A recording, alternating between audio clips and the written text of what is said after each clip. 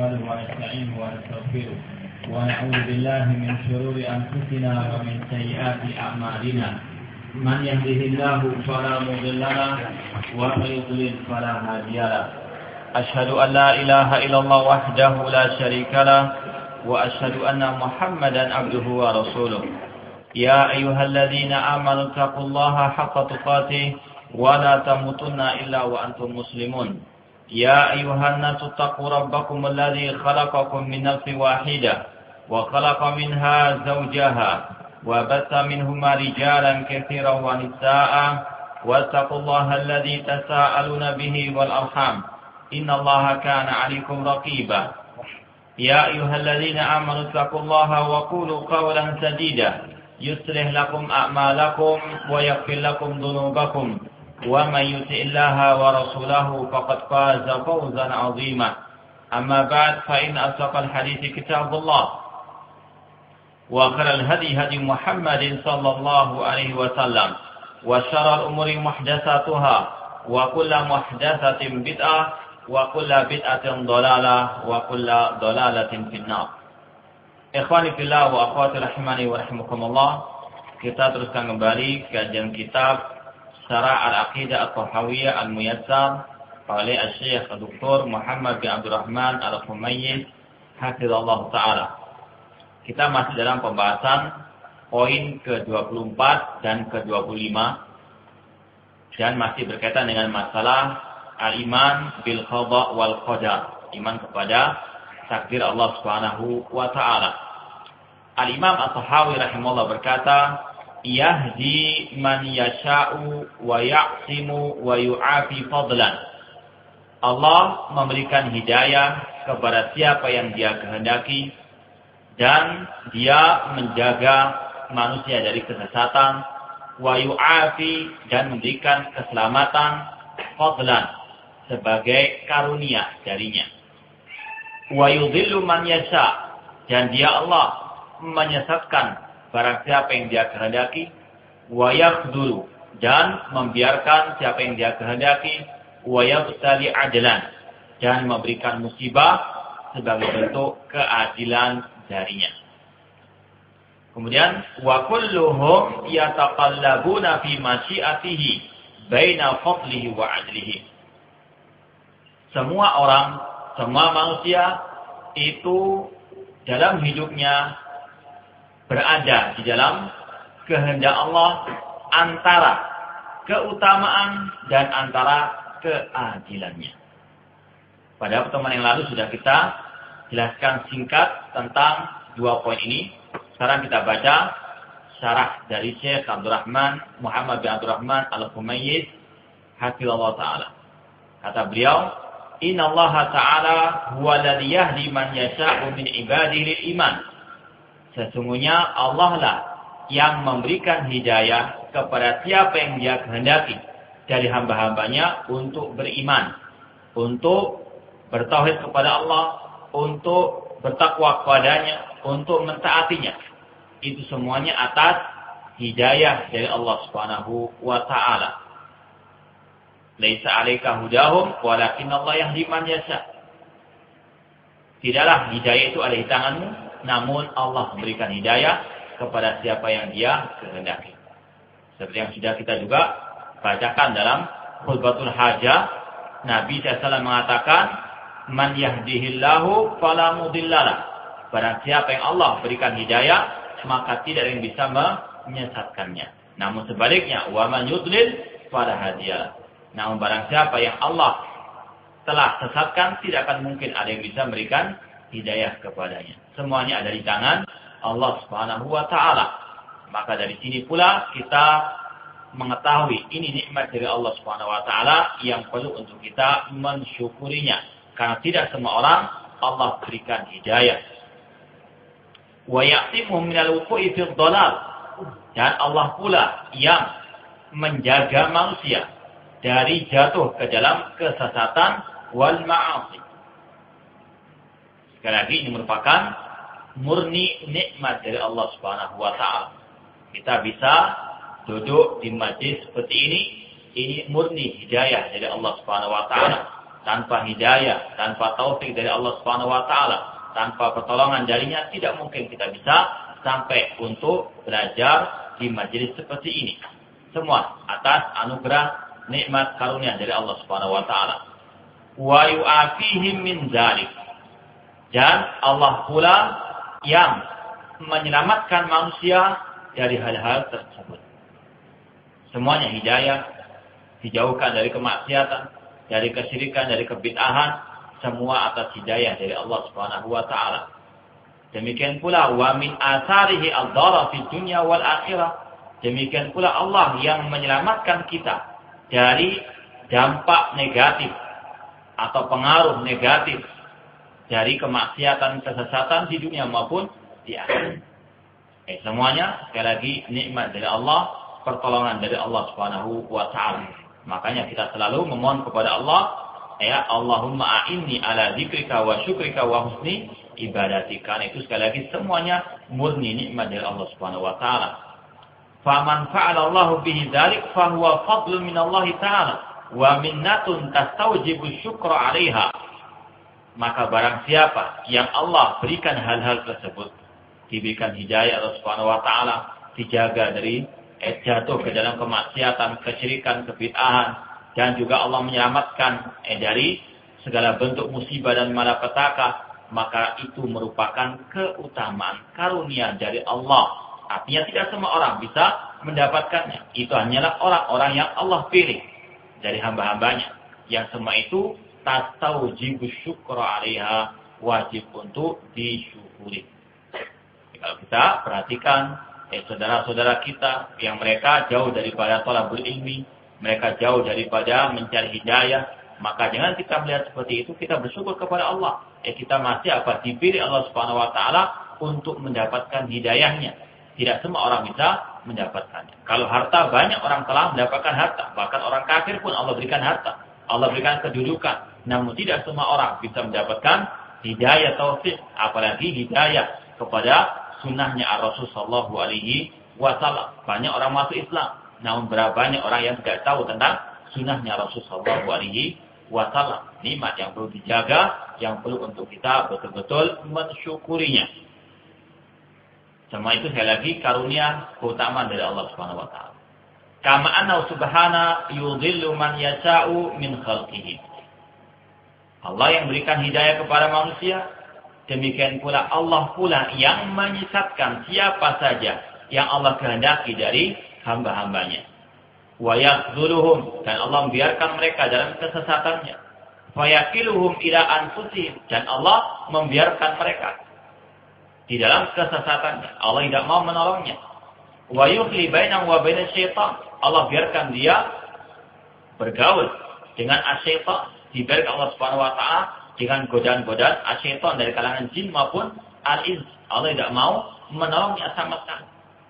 Dan sama itu sudah kita sering sampaikan, ini ada hukum sebab akibat. Tidak begitu saja Allah menyesatkan, tidak begitu saja Allah memberikan hidayah, namun Allah mengetahui siapa yang berhak mendapatkan hidayah dan siapa yang berhak mendapatkan kesesatannya. Allah berfirman, alladzina jahadu fina lanahdiyannahum subulana. Barang siapa yang bersungguh-sungguh mencari jalan kami, kata sebagai ulama tafsir, yaitu dengan thalabul ilmi, dengan belajar ilmu agama, Allah akan tunjukkan jalan-jalan. Ada sebabnya. Maka akibatnya Allah tunjukkan jalan yang benar. Allah tunjukkan jalan kepada surganya. Karena apa? Ada sebabnya tadi. Alladzina jahadu, yang bersungguh-sungguh. Namun sebaliknya, yang malas-malasan mencari hidayah, bahkan berpaling dari hidayah, Allah mengatakan falamma zaghu azaghallahu qulubahum. Ketika mereka sudah berpaling, Allah semakin palingkan dari jalan. Allah biarkan dalam kesesatan. Tidak Allah tolong sama sekali. Sekali lagi, Allah Maha Adil. Kalau Allah memberikan hidayah kepada manusia, itu karena keutamaannya. Kalau Allah menyesatkan manusia, itu karena keadilannya. Tidak ada kezaliman sama sekali dalam perbuatannya Allah Subhanahu wa taala. Makanya kita selalu mengatakan innal hamdalillah, segala puji bagi Allah. Karena apa? Semua perbuatan Allah, semua takdir Allah hanya berkisar antara keutamaan dan antara apa? Keadilan. Tidak ada kezaliman dalam takdir ataupun perbuatan Allah Subhanahu wa taala. Karena Allah telah mengatakan, wa ma ana bidhallamin lil abid. dan tidak aku berbuat kezaliman kepada hamba-Ku sedikit pun. Dalam hadis qudsi Allah mengatakan, "Inni haramtu dzulma 'ala nafsi." Sesungguhnya aku mengharamkan kezaliman bagi diriku. Sekali lagi, kalau orang itu disesatkan Allah Subhanahu wa taala, tidak diberikan hidayah, itu karena keadilan Allah. Allah Maha mengetahui orang ini memang berhak untuk disesatkan, orang ini memang berhak untuk menjadi orang kafir, menjadi ahli bid'ah, ahli maksiat dan sebagainya karena perbuatan mereka sendiri. Wa makana Allahu liyadhlimahum walakin kanu anfusahum yadhlimun. Bukan Allah yang berbuat zalim kepada mereka, namun mereka lah yang berbuat zalim kepada diri mereka sendiri. Fala yaqsimuhum, dan Allah pun tidak menjaga mereka dari kesesatan. Wa yabtalihim bidzalik, bahkan Allah menguji mereka, memberikan mereka bala. Dengan apa? Dengan kesesatan tersebut. Fa yaqauna fil dhalali wal ma'siyah, maka mereka pun jatuh ke dalam kesesatan dan kemaksiatan. Wa dzalika adlun minhu. Semua itu merupakan adil, keadilan dari Allah Subhanahu wa taala. Tidak mungkin Allah menyamakan orang yang bersungguh-sungguh mencari hidayah dengan orang yang apa? Yang bermalas-malasan. Walillahil masalul a'la. Sebagaimana dalam kehidupan sehari-hari saja. Tidak mungkin misalnya orang tua menyamakan antara anak yang rajin dengan anak yang malas-malas. Demikian pula seorang guru tidak mungkin menyamakan antara yang rajin belajar di kelas dengan yang malas-malasan. Dan Allah lebih dari itu. Artinya ini suatu yang apa? Maha adil. Karena sebagian orang mengatakan Allah nggak maha adil. Karena apa? Tidak menjadikan semua orang mendapatkan hidayah. Tidak. Namanya keadilan apa? Menempatkan sesuatu pada tempatnya, bukan menyamaratakan segala sesuatu. Nggak mungkin dinamakan adil kalau apa? Yang malas-malasan diberikan hidayah, yang musuh-musuh juga mendapatkan hidayah, tidak sama. Harus apa? Ditempatkan sesuatu pada tempatnya. Sebagaimana orang tua juga demikian. Tidak mungkin yang anaknya yang rajin ibadah dengan yang malas-malasan. Tidak sama perlakuannya. Harus apa? Dibedakan. Yang rajin ibadah berhak mendapatkan hadiah, yang ini tidak. Demikian pula walillahil masalul a'la, dan Allah memiliki perumpamaan yang lebih tinggi lagi. Wa dzalika adlun minhu subhanahu wa ta'ala lahul hikmatul balighah. Dan Allah memiliki hikmah yang balighah, yang sangat mendalam. Wa lahul adlul mutlaq, dan Allah memiliki keadilan yang mutlak. Wa dalilu ala anna Allah ta'ala huwa alladhi yahdi man yasha' wa yudhillu man yasha'. Adapun dalil bahwasanya Allah memberikan hidayah kepada siapa yang Dia kehendaki dan menyesatkan siapa yang Dia kehendaki adalah firman Allah Subhanahu wa taala, "Man yasha'illahu yudlilhu." Barang siapa yang Allah kehendaki, Allah akan sesatkan dia, dan barang siapa wa man yasha'illahu ala siratal mustaqim, dan barang siapa yang Allah kehendaki, Allah jadikan dia di atas jalan yang lurus. Sekali lagi, ini merupakan hak Allah Subhanahu wa taala, dan Allah tidak pernah berbuat zalim kepada hamba-hambanya. Allah Maha mengetahui siapa yang berhak mendapatkan mendapatkan petunjuk dan siapa yang mendapatkan kesesatan. Demikian pula firman Allah yang lain, walakin yudhillu man yasha'u wa yahdi man yasha'. Akan tapi Dia Allah menyesatkan siapa yang Dia kehendaki dan memberikan hidayah kepada siapa yang Dia kehendaki.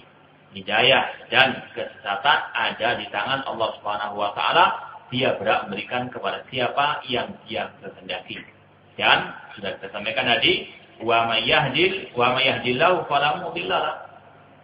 Kalau Allah sudah memberikan hidayah, tidak akan mungkin ada yang bisa menyesatkannya. Dan demikian pula sebaliknya, yang Allah sesatkan tidak akan mungkin ada yang bisa memberikan al-hidayah.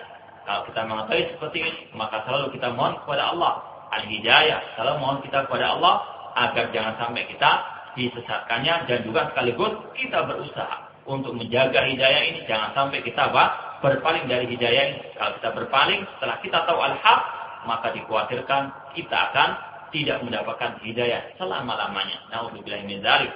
Karena Allah berfirman, "Wa man yushaqiqir rasula min ba'di ma tabayyana lahul huda wa yattabi' ghaira sabilil mu'minin nuwallihi ma tawalla wa nuslihi jahannama wa sa'at masirah." Barang siapa yang menyelisih Rasul setelah jelas petunjuk kebenaran baginya. Para sahabat menyelisih Rasul setelah jelas kebenaran baginya. Dan dia menyelisih jalannya orang-orang beriman, menyelisih jalannya para sahabat. Maka kami palingkan kemana dia berpaling. Sudah tahu sunnah, sudah sering mengaji. Namun apa? Ikut arus lagi, kembali lagi kepada kesesatan awalnya. Maka apa? Allah biarkan dia di dalam kesesatannya tersebut. Na'udzubillah min dzalik. Maka sekali lagi kita sudah tahu al-haq ini, kita perlu syukuri, kita perlu jaga, jangan sampai hilang dari kita selama-lamanya.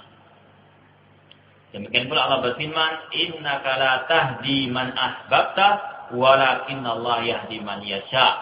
Sesungguhnya engkau wahai Muhammad tidak bisa memberikan hidayah kepada orang yang engkau cintai. Itu kisahnya dengan Abu Talib, pamannya Rasulullah SAW, yang mati dalam keadaan kufur, dalam keadaan syirik. Padahal Rasul sangat mencintainya, karena banyak memiliki jasa terhadap Rasulullah SAW. Dia yang melindungi Rasulullah SAW, yang memelihara Rasulullah SAW. Namun, dia mati dalam keadaan musyrik. Rasul menginginkan untuk beliau mendapatkan hidayah. Sampai pada akhir hayatnya, Rasul mengatakan, ya ammi kul kalimatan wahajulaka bi'indallah. Wahai paman, katakanlah ucapan, yaitu kalimat la ilaha illallah, suatu kalimat yang aku akan menjadikan hujjah untukmu di sisi Allah Subhanahu wa taala. Namun beliau atau pamannya Rasulullah SAW, Abu Talib, tidak mau mengikuti ajakan Rasulullah SAW. Maka turunlah ayat ini bahwasanya engkau wahai Nabi Muhammad tidak bisa memberikan hidayah kepada siapa yang engkau kehendaki. Jangankan pamannya Rasulullah SAW, orang tuanya Rasulullah SAW ini tidak mendapatkan hidayah. Hanya mati dalam keadaan musyrik. Tugas kita manusia hanyalah menyampaikan, mendakwahkan al-haq. Adapun setelah itu kita serahkan semuanya kepada Allah Subhanahu wa taala. Wa ma 'alaina illa al-bala. Demikian pula ini sebagai ibrah pelajaran bagi kita semuanya. Kalau kita mungkin punya keluarga, orang tua, atau mungkin saudara, atau mungkin yang lainnya daripada kerabat-kerabat kita. Kalau misalnya kita sudah berusaha untuk mendakwahkan al-haq, kita berusaha untuk menyampaikan kebenaran, namun tidak diterima atau belum bisa menerima al-haq tersebut, maka wajib untuk kita meyakini bahwa hidayah di tangan Allah Subhanahu wa taala, dan dengan itu pula kita tidak terlalu bersedih hati. Boleh bersedih, cuma jangan sampai berlebihan, karena kita yakini hidayah di tangan Allah. Bagaimanapun usaha kita, kalau belum ada hidayah dari Allah, tidak akan mungkin itu sampai kepada orang yang kita cintai. Yang penting tugas kita telah sampaikan, wa ma 'alaina illa al-bala, walakin Allah yahdi man yasha. Akan tapi Allah memberikan hidayah kepada siapa yang dia kehendaki. Faqulu dzalika min indillahi ta'ala. Semua itu dari sisi Allah Subhanahu wa taala. Wa hadza min usuli ahli sunnah. Ini merupakan prinsip ahli sunnati wal jamaah. Yaitu bahwasanya hidayah di tangan Allah Subhanahu wa taala. Khilafan lil mu'tazilati alladzina qalu bi anna af'alal ibad makhluqatun lahum. Ini berlainan dengan keyakinan kelompok Mu'tazilah yang mereka mengatakan bahwasanya perbuatan hamba itu ciptaan hamba itu sendiri. Tidak ada sangkut pautnya dengan perbuatan atau kehendak Allah Subhanahu wa taala. Yang menyesatkan hamba itu sendiri, kata kelompok Mu'tazilah. Tidak ada sangkut pautnya dengan kehendak Allah Subhanahu wa taala. Itu yang sudah kita sampaikan pertemuan yang lalu. Mereka kelompok Al-Mu'tazilah atau dengan nama lain Al-Qadariyah, mereka meyakini perbuatan hamba yang jelek itu ciptaan hamba itu sendiri. Karena mereka mengatakan kalau Allah yang menciptakan kemudian Allah mengadab mereka, berarti Allah zalim. Maka tidak layak untuk dikatakan perbuatan jelek itu dari ciptaan Allah Subhanahu wa taala. Maka jawab oleh para ulama bahwasanya Allah Subhanahu wa taala ketika menyesatkan hamba itu karena perbuatan hamba itu sendiri. Cuma yang menyesatkan adalah Allah Subhanahu wa taala, atas kehendak Allah, atas hikmah yang Allah ketahui. Qalu bi anna af'al ibad makhluqatun lahu. Al-Sunnah mengatakan hidayah, orang itu mendapatkan hidayah, orang itu tersesat itu atas kehendak dari Allah, itu ciptaan dari Allah Subhanahu wa taala. Allah juga berfirman dalam surat As-Saffat, "Wallahu khalaqakum wa ma ta'malun." Allah yang menciptakan kalian dan yang menciptakan perbuatan kalian. Yang baik maupun yang jelek, perbuatan kalian adalah ciptaan Allah Subhanahu wa taala. Wa antu'mina bil qadari khairihi wa syarrihi. Engkau beriman kepada takdir yang baik dan yang jelek. Itu ciptaan dari Allah. Wajib diimani. Namun Allah sekali lagi Maha Adil dan Allah memiliki hikmah di balik semua takdirnya dan perbuatannya. Faman ihtada fallahu alladhi hadahu bi fadli wa ni'matihi. Barang siapa yang mendapatkan hidayah, Allah yang memberikan hidayah kepadanya atas karunia dari Allah, nikmat dari Allah Subhanahu wa taala. Wa man dhalla fallahu alladhi adallahu bi adlihi. Dan barang siapa yang tersesat, maka Allah juga yang menyesatkannya atas keadilannya. Mendapatkan hidayah karena karunia dari Allah. Artinya, itu suatu hal yang wajib untuk disyukuri. Namun itu bukan suatu hal yang seperti sebagian orang mengatakan kalau orang itu misalnya beribadah, kemudian Allah memberikan pahala. Ini namanya seperti orang jual beli. Ini dikatakan para ulama, bukan itu maksudnya. Allah memberikan pahala kepada manusia atas ibadahnya, itu karena dari Allah. Bukan seperti sistem jual beli tadi. Pembeli memberikan uangnya, penjual harus memberikan apa? Barangnya. Bukan seperti itu. Ketika manusia beribadah, bukan hamba itu yang mewajibkan Allah untuk memberikan pahala. Kalau orang itu beribadah, bukan berarti apa? Orang itu mewajibkan Allah memberikan pahala kepadanya. Namun Allah yang mewajibkan dirinya untuk memberikan pahala itu.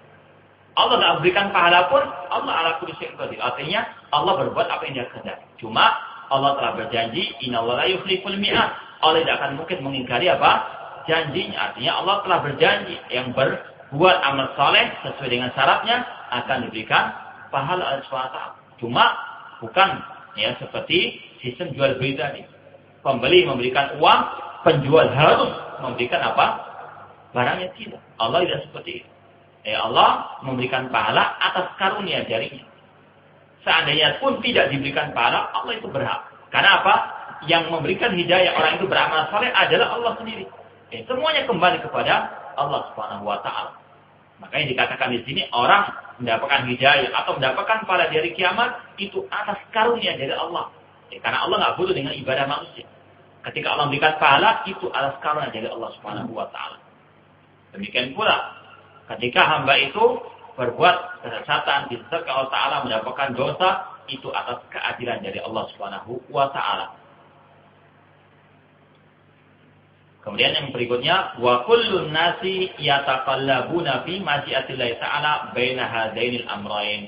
Kesimpulannya, manusia hidup di atas muka bumi ini di antara atau manusia hidup di atas muka bumi ini di dalam kehendak atau naungan kehendak Allah Subhanahu wa taala antara dua hal.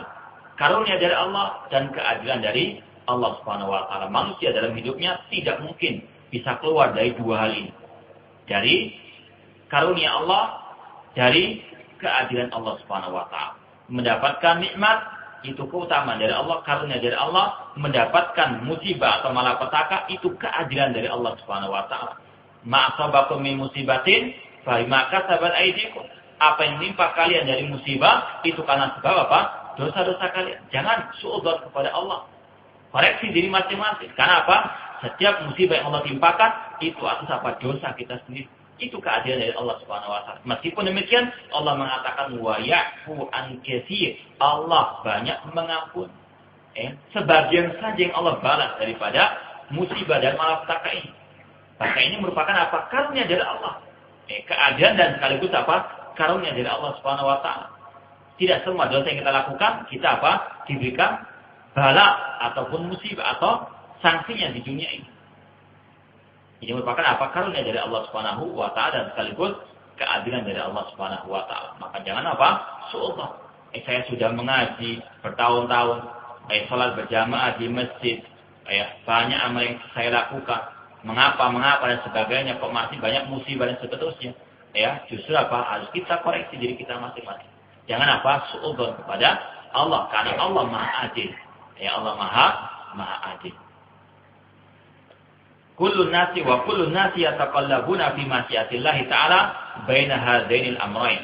Setiap manusia itu ada di antara masyiatullah, kehendak Allah, antara keadilan dan keutamaannya. Fa innan nasa, sesungguhnya manusia imma mu'minun muhtadin rasyidin. Orang yang beriman itu manusia terbagi dua. Yang pertama orang yang mukmin yang mendapatkan hidayah rasyidin, wa dzalika bi fadlillah ta'ala wa ilmi wa hikmati wa karami wa ni'matihi. Semua itu dengan keutamaan dari Allah, dengan ilmu dari Allah, hikmah dari Allah, dan kemuliaan dari Allah, dan nikmat dari Allah Subhanahu wa ta'ala. Orang itu mendapatkan hidayah yang pertama karena apa? Karunia dari Allah. Allah memberikan karunia nikmat dari kemudian orang itu telah diketahui oleh Subhanahu wa ta'ala. Orang itu berhak mendapatkan al-hidayah. Dan itu merupakan kemuliaan yang Allah berikan kepada orang tersebut. Kita wajib untuk bersyukur atas nikmat dari Allah ini. Kita dimuliakan oleh Allah dengan al-iman, dimuliakan Allah dengan sunnah Rasulullah SAW. Ini golongan manusia yang pertama yang mendapatkan hidayah, itu adalah atas karunia dari Allah. Wa imma dhallun za'ighun bil kufri aw fisqi. Yang kedua, golongan orang yang sesat yang menyimpang dengan kekufurannya, dengan kefasikannya. Wa dzalika bi adlillahi ta'ala wa ilmihi. Yang demikian itu dikarenakan keadilan dari Allah dan ilmunya dari Allah Subhanahu wa ta'ala. Allah mengetahui orang ini berhak mendapatkan kesesatan. Dan sekaligus Allah menghendaki orang tersebut dengan keadilannya mendapatkan kesesatan. Ya. Allah tidak jahil terhadap sesuatu apapun dari perbuatan hamba. Allah Maha mengetahui. Wa hikmati, dan juga itu atas hikmah dari Allah Subhanahu wa ta'ala. Ya, banyak hikmahnya.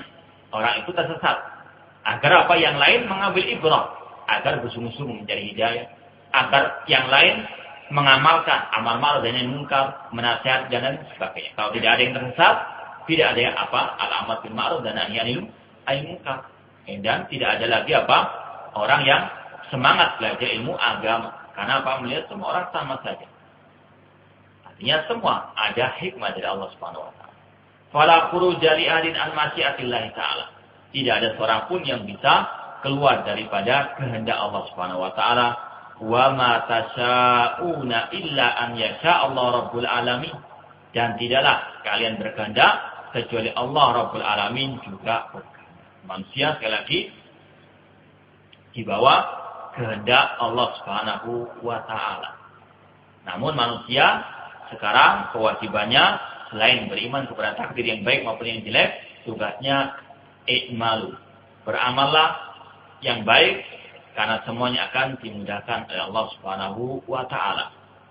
Tsumma innal mar'a nafsahu qad yahtadi taratan. Tadi dijelaskan manusia secara umum terbagi menjadi dua. Golongan orang yang beriman itu semua karena nikmat dari Allah, karunia dari Allah. Golongan yang kedua, orang yang menyimpang, entah kafir keluar dari Islam atau non muslim, ataupun yang muslim namun berbuat kemaksiatan. Ini manusia. Ada dua golongan tersebut. Namun satu orang saja itu terkadang berbeda-beda mendapatkan hidayah dan terkadang mendapatkan kesesatan dari Allah Subhanahu wa taala. Dikatakan di sini, summa innal mar'a nafsahu. Seseorang, ya kita sendiri mungkin pernah merasakan seperti ini. Setiap kita pasti merasakan seperti ini. Kemudian seorang manusia qad yahtadi taratan bi fadli ta'ala. Terkadang mendapatkan hidayah dari Allah dengan keutamaan dari Allah Subhanahu wa taala. Meskipun hidayah di sini misalnya kita sudah tahu dakwah yang hak ini, dakwah salafiyah sudah tahu. Kita terkadang semangat untuk belajar. Ada waktu-waktu yang kita semangat untuk belajar agama ini. Mungkin sampai malam pun tidak ada ngantuk dan sebagainya karena semangat yang membara. Terkadang kita mengalami seperti itu. Cuma terkadang summa yu'aqibuhu Allah azza wa jalla ala dzunub. Namun ketika kita berbuat maksiat sedikit saja, luntur semangat tersebut. Terkadang malas untuk datang. Berat rasanya melangkahkan kaki ke majelis ilmu. Ini karena apa? Sebab dosa yang kita lakukan. Maka Allah memberikan apa? Memberikan sanksi berupa apa? Rasa malas dalam belajar ilmu agama. Ini alhamdulillah masih belum seberapa. Artinya apa?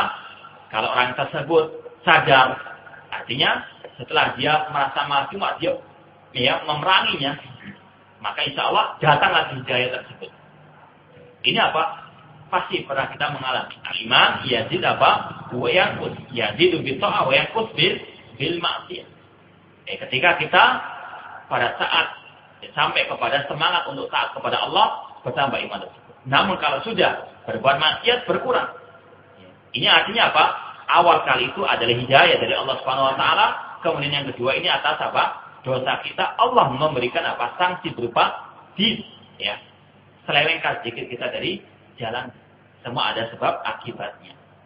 Kata pengarang di sini, seseorang itu terkadang apa? Mendapatkan hidayah karena karunia dari Allah Subhanahu wa taala, kemudian Allah memberikan sanksi atas dosa yang dia lakukan, au ghaflatin atau kelalaiannya, fayaqdulahu, maka Allah biarkan dia di dalam kesesatannya. Ini masih belum apa? Seberapa. Namun kalau dibiarkan terus, sudah kita berbuat dosa, malas datang ke majelis ilmu, berbuat dosa lagi, semakin malas dan seterusnya, maka semakin apa? Jauh kita dari jalan Allah Subhanahu wa taala.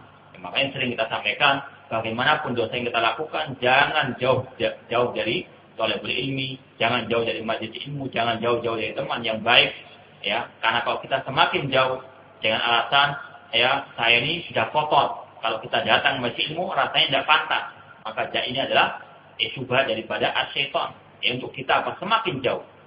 Nah, kalau kita merasa kita punya dosa, punya banyak kesalahan, tetap kita duduk di majelis ilmu. Mungkin dengan itu kita akan mendapatkan siraman rohani, akan bersih lagi. Demikian seterusnya. Nah, kalau kita sudah jauh dari thalabul ilmi, jauh dari teman yang baik, maka semakin jauh dari jalan Allah, dan na'udzubillah tidak mungkin bisa kembali lagi ke jalan Allah tersebut. Dan ini banyak yang juga mungkin kita pernah lihat di sekeliling kita. Mungkin teman-teman kita dahulu sama-sama rajin belajar di majelis ilmu dalam dakwah salafiyah.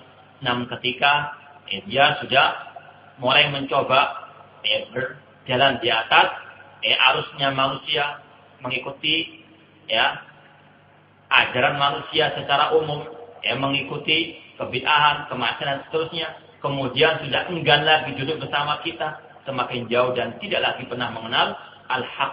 Ini adalah suatu hal yang merupakan sunatullah di atas muka bumi ini. Semua ada hukum sebab akibat. Fayahdulahu, Allah pun biarkan dia dalam kesesatannya. Summa qad tudriku al-hidayah ba'da dzalik. Semangat, kemudian luntur semangat tersebut, malas belajar, malas beribadah. Namun ketika masih ada semangat untuk berubah, untuk bertobat, datang lagi hidayah. Terkadang itu yang kita rasakan. Al-iman yazid wa yanqus. Iman bertambah dan berkurang. Namun ini sudah suatu hal yang tabiatnya manusia. Iman yazid wa yanqus. Jangankan kita, para sahabat juga demikian. Iman mereka yazid wa yanqus. Maka mereka pun mengatakan kepada sebagian yang lain, ta'ala nu'min sa'atan. Kemarilah kita duduk sejenak memperbaharui keimanan kita. Para sahabat demikian, masih merasakan pasang surutnya al-iman, apalagi kita. Namun masalahnya bukan masalah pasang surutnya, bukan masalah bertambah dan berkurangnya, namun masalahnya bagaimana kita menyikapi kalau sudah ada tanda-tanda berkurang iman kita tersebut.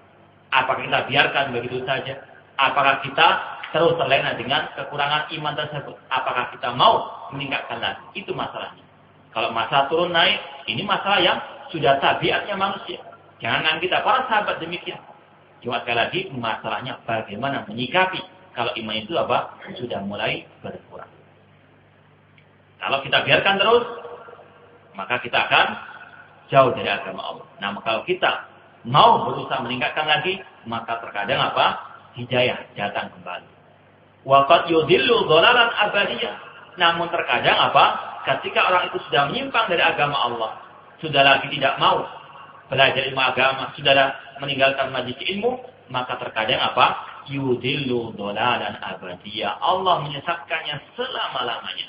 Sampai akhir hayatnya tidak lagi mau menuntut ilmu agama, tidak lagi mau taat kepada Allah Subhanahu wa taala, tidak lagi mau tahu kebenaran hidup sebagaimana binatang. Dahulunya padahal tahu yang hak, dahulunya rajin ibadah, cuma sekali dia menyimpang, selama-lamanya Allah akan jauhkan dari agama. Jadi manusia satu orang aja terkadang berbeda-beda keadaan. Yazid wa yang terkadang dia masih mau mendapatkan hidayah dan Allah pun memberikan hidayah. Namun semakin orang itu jauh dari agama Allah, semakin Allah jauhkan dari agamanya. Wa kullu syai' bi masyiatihi azza wa jalla. Intinya sekali lagi, semuanya atas kehendak dari Allah dan Allah memiliki hikmah di balik semua takdirnya. Al-Khulasah, kesimpulan atau ringkasan dari apa yang sudah kita sampaikan pada waktu yang lalu dan juga yang sekarang, yaitu amrullahi al-khalqa bi ta'atihi. Allah memerintahkan makhluk untuk mentaatinya. Kita beriman kepada takdir dan sekaligus berusaha untuk mentaati Allah Subhanahu wa taala. Bukan dengan mengatakan kalau sudah ditakdirkan masuk surga, pasti masuk surga, enggak usah berbuat taat tidak. Ya, kewajiban kita beriman kepada takdir dan sekaligus menjalankan ketaatan kepada Allah Subhanahu wa taala. Wa nahahum an ma'siyatihi, dan Allah melarang mereka manusia dari memaksiatinya. Wa kullu syai'in yajri bi qada'i wa masyiatihi. Dan segala sesuatu itu terjadi dengan takdir dan kehendak dari Allah. Wa masyiatul ibad tahta masyiatillah. Kehendak hamba itu di bawah kehendak Allah. Wa huwal hadi liman yasha'u, dan dialah Allah yang berikan hidayah kepada siapa yang Dia kehendaki. Wa yudhillu man yasha', dan dialah yang bisa memberikan kesesatan atau yang menyesatkan bagi siapa yang Dia kehendaki. Allah la kulli syai'in qadir, semua ada di tangan Allah Subhanahu wa taala.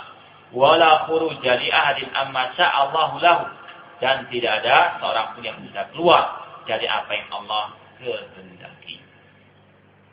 Ini poin ke-24 dan yang ke-25 yang masih berkaitan dengan takdir Allah Subhanahu wa taala. Kita lanjutkan poin yang berikutnya, juga masih berkaitan dengan iman kepada takdir. Dan ini merupakan pembahasan yang insya Allah paling banyak di dalam kitab Aqidah Thahawiyah. Itu pembahasan masalah iman kepada takdir yang disebutkan di tempat yang berpencar-pencar, artinya tidak dalam satu pembahasan. Nanti akan kita temui di belakang-belakang juga berkaitan dengan masalah takdir. Karena memang sangat pentingnya iman kepada takdir ini. Dan banyaknya manusia yang menyimpang daripada al-iman bil qada'i wal qadar. Kemudian kata Imam Tahawi rahimahullah, wa huwa muta'alin 'anil abdadi wal andad.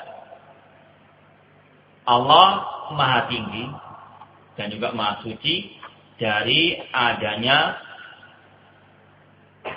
sesuatu yang menentangnya atau dari sesuatu yang berlawanan dengannya, wal andad atau yang sama dengannya. Artinya tidak ada yang bisa menyamai Allah Subhanahu wa ta'ala.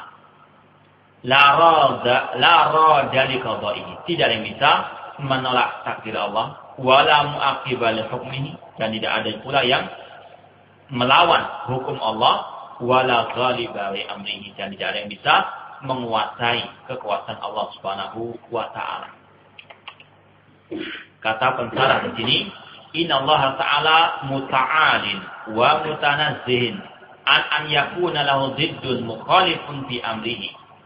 Sesungguhnya Allah Ta'ala itu Maha Tinggi dan Maha Suci dari adanya sesuatu dari makhluk yang menyelisihi perintahnya. Artinya perintah takdirnya. Kalau perintah adalah urusan syariat, ini banyak yang menentang Allah, banyak yang menyelisih Allah Subhanahu wa taala. Cuma dalam masa takdir al-kauni, al-iradah al-kauniyah, tidak akan mungkin ada yang bisa menentang Allah Subhanahu wa taala. Ini masih ada kaitannya dengan iman kepada takdir. Semuanya tunduk kepada kehendak Allah Subhanahu wa taala. Innama amruhu idza arada syai'an an yakuna lahu kun fayakun. Sesungguhnya perkaranya itu apabila Allah menghendaki sesuatu, Allah cukup mengatakan kun, jadilah, maka jadilah. Tidak ada yang bisa menolak keputusan Allah, tidak ada yang bisa menolak hukum Allah, maksudnya hukum kauni, hukum alam ini. Kalau Allah sudah menentukan ajal manusia, tidak akan mungkin manusia bisa lari darinya. Kalau Allah sudah menentukan musibah kepada manusia, tidak akan mungkin ada yang bisa menolaknya. Ini maksud daripada ucapan pengarang. Tidak ada yang bisa melawan Allah. Dalam artian melawan hukum kauninya. Adapun hukum syar'i, masalah syariat banyak yang menentang.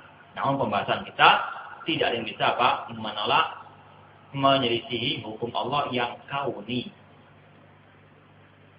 Fi amri wa hukmi wa khalqi wa mulki. Tidak ada yang bisa menyelisih Allah dalam perintahnya yang berkaitan dengan hukum alam ini, dan demikian pula penciptaannya dan juga kekuasaannya. Semuanya tunduk kepada takdir Allah, tunduk kepada kehendak Allah Subhanahu wa taala.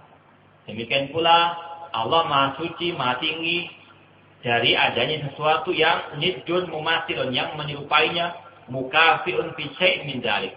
Tidak ada yang serupa dengan Allah sesuatu apapun. Au fi asma'i wa sifatihi. Demikian pula tidak ada yang serupa dengan Allah dalam mata nama dan sifatnya. Bal inna subhanahu wa ta'ala laisa kamitsli syai'un. Bahkan Allah tidak ada sesuatu pun yang menyerupainya. Fala taj'alu lillahi andada wa antum ta'lamun. Dan janganlah kalian menjadikan bagi Allah itu andadan, sekutu-sekutu, sedangkan kalian mengetahuinya. Tidak ada yang sama dengan Allah sesuatu apapun. Ini merupakan suatu hal yang menjadikan hati seorang hamba selalu mengagungkan Allah Subhanahu wa taala. Tidak yang sama dengannya, dan tidak ada pula yang bisa menandinginya. Wa huwa subhanahu wa ta'ala idza qada amran awjadahu wa anfadahu. Allah Subhanahu wa taala apabila telah memutuskan suatu perkara, maka pasti dia yang akan melakukannya. Allah fa'alun lima yurid. Lau istamal khalqu jami'an ala jalbi naf'in wa mumsikuhu.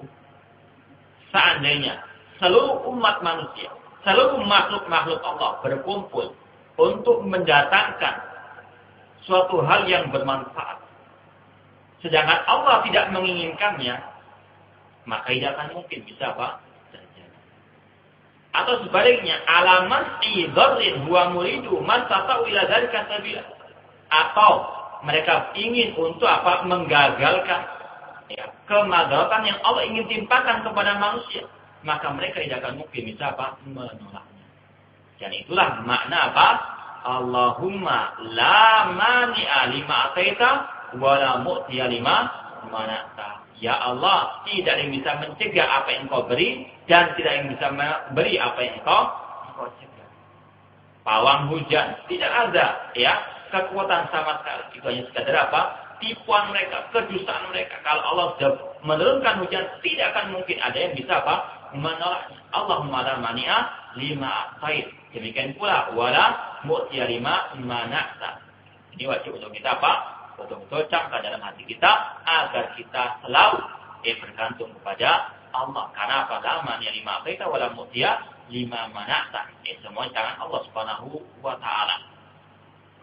Demikian pula Allah berfirman, wa iyamsaskallahu bidurrin fala kashifa lahu illa huwa. Jika Allah menurunkan suatu musibah, maka tidak yang bisa mengentasnya kecuali Dia, yaitu Allah Subhanahu wa taala. Wa yamsaska bi khairin fa huwa ala kulli syai'in qadir. Dan jika Allah mencegah atau menginginkan kebaikan padamu, maka Dia atas segala sesuatu maha kuasa. Sekali lagi, ini adalah keyakinan seorang mukmin, seorang hamba Allah, yaitu bahwasanya yang bisa memberikan manfaat, yang bisa mencegah kemadaratan hanyalah Allah Subhanahu wa taala. Maka dari sini pula seorang hamba tidak dibolehkan berbuat kesyirikan kepada Allah. Dengan orang itu meyakini hal seperti ini, maka insya Allah dia selalu bergantung hatinya kepada Allah Subhanahu wa taala. Allahus Samad. Allah tempat dia bergantung, menggantungkan segala bentuk hidupnya. Qul inna salati wa nusuki wa mahyaya wa mamati lillahi rabbil alamin. Tidak takut kecuali kepada Allah, tidak berharap kecuali kepada Allah, karena Allah yang bisa mendatangkan manfaat dan Allah yang bisa mencegah kemadaratan.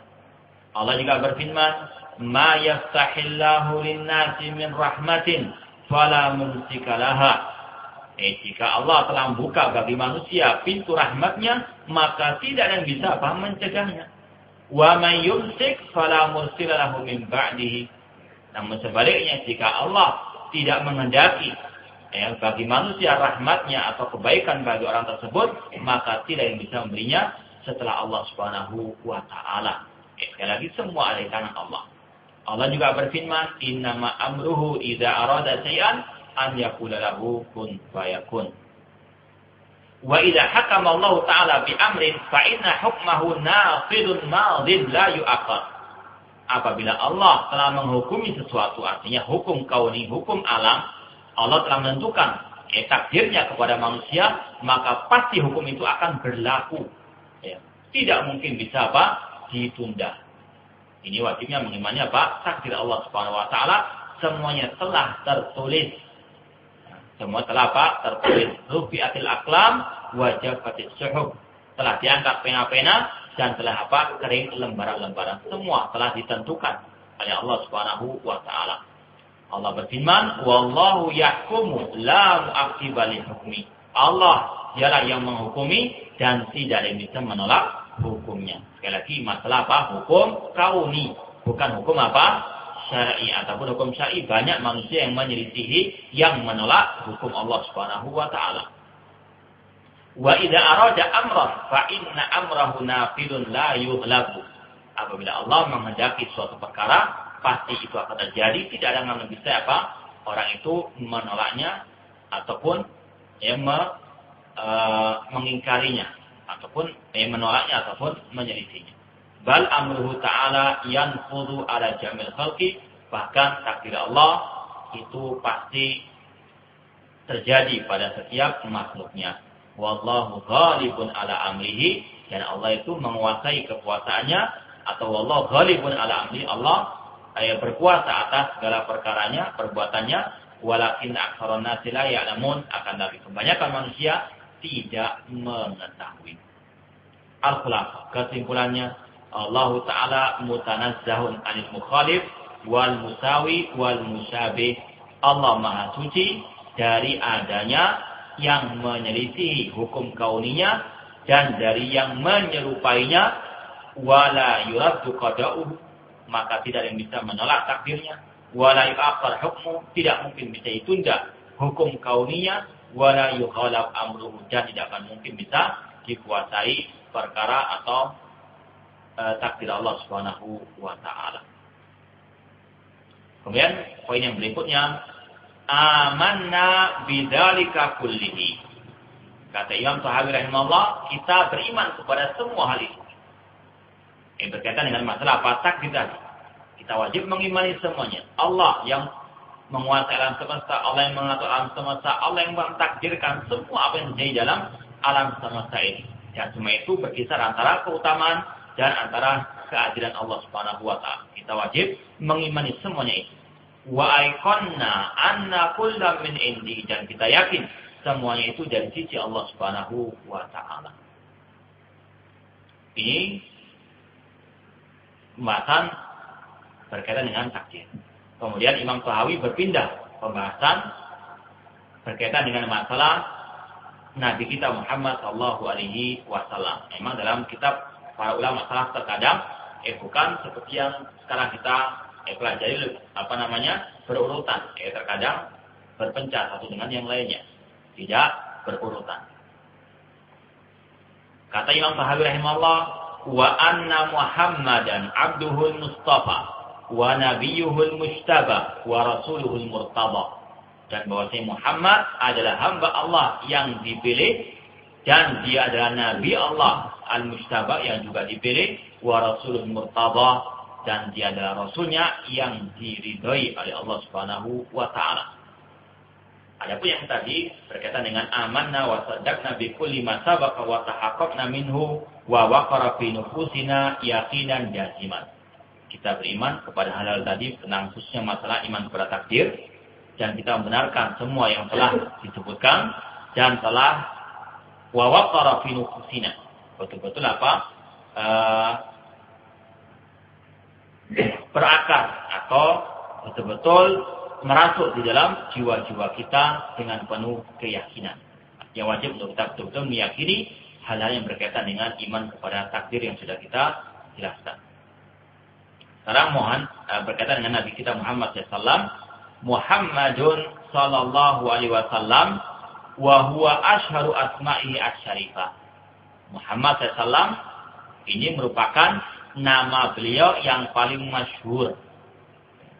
Nabi Muhammad sallallahu banyak memiliki nama. Ya, di antaranya apa? Ahmad, demikian pula Al-Mahi yang menghapus kekufuran, Al-Hashir yang nanti akan dibangkitkan pertama kali pada hari kiamat. Demikian pula yang lainnya. Nama Nabi Muhammad SAW banyak ya disebutkan dalam hadis beliau. Cuma yang paling masyhur adalah nama apa? Muhammad sallallahu alaihi wasallam. Wa dzalika likathrati ma fi min al-khisal syarifah allati yuhmadu 'alaiha. Beliau memiliki nama Muhammad SAW dikarenakan beliau memiliki perangai-perangai yang baik, yang mulia, yang layak untuk dipuji oleh seluruh umat manusia. Bahkan banyak orang-orang kafir yang masih artinya objektif yang memuji akhlaknya Nabi sallallahu alaihi wasallam. Wa huwa Muhammad ibnu Abdullah ibni Abdul Muttalib ibni Hashim. Nama beliau adalah Muhammad ibnu Abdullah. Ayah beliau adalah Abdullah ibni Abdul Muttalib ibni Hashim.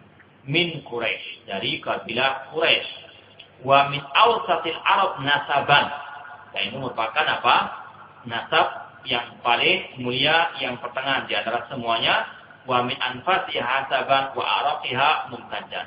Dia sama, beliau dari keturunan yang paling mulia dari bangsa Arab dan dari seluruh umat manusia.